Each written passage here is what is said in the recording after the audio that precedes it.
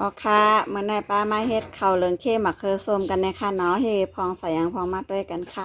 ข้าวเหลืองเข้มมะเขือส้มกันนะคะเนาะย้อนมาหลายก็หลายก้นค่ะเฮ็ดเจิงฮือในก็มาจำด้วยกันค่ะจะอ่ำใจข้าวมิ้นนะคะเนาะจะใจสีอาหารค่ะมาเจข้าวก่อนนะคะเนาะสีอาหารสีเหลืองค่ะนี่ค่ะเหลืองเนี่ยค่ะ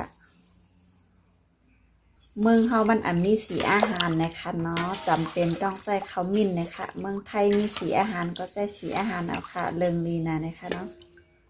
เจเขาอยากก็มาล้างฮักคิ้วกันนะคะเนาะเอาเจนำมากำสองไข่มาล้างนะคะเนาะมันเป็นขี้ขมขี้ลิ้นค่ะข้าวกี้ก็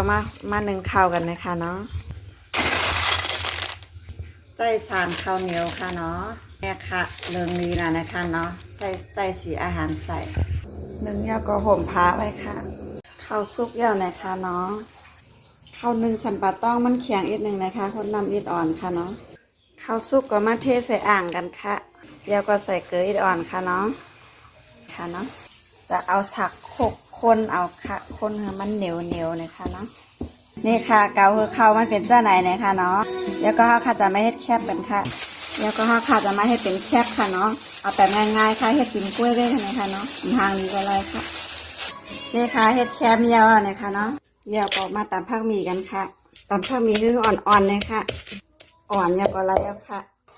ตั้งหม้อยาหม้อเดือดก็น้ำมันใส่ค่ะน้ำมันเดือดแล้วก็เอามาพริกใส่ค่ะจะโคกับข้าวเหลืองนะคะเนาะพริกเหลืองก็เอาออกค่ะก็ตั้งผักหมี่ด้วยค่ะตำไม่น่าโคค่ะสีเหลืองแล้วก็มาเขือเทศใส่ค่ะใส่เกลือค่ะเกลือก็ใส่ทองหวานค่ะใส่เกลือทองหวานก็มาเกาให้เข้ากันค่ะนอกมาเขือส้มมึงแล้วเนี่ยก็ไรอะค่ะเนาะนี่ค่ะแล้วก็มาตัดข้าวเหลืองกันนะคะเนาะแล้วก็เอาเค็มมะเขือส้มใส่ค่ะแล้วก็เอากระเทียมเจียวใส่ค่ะเนาะ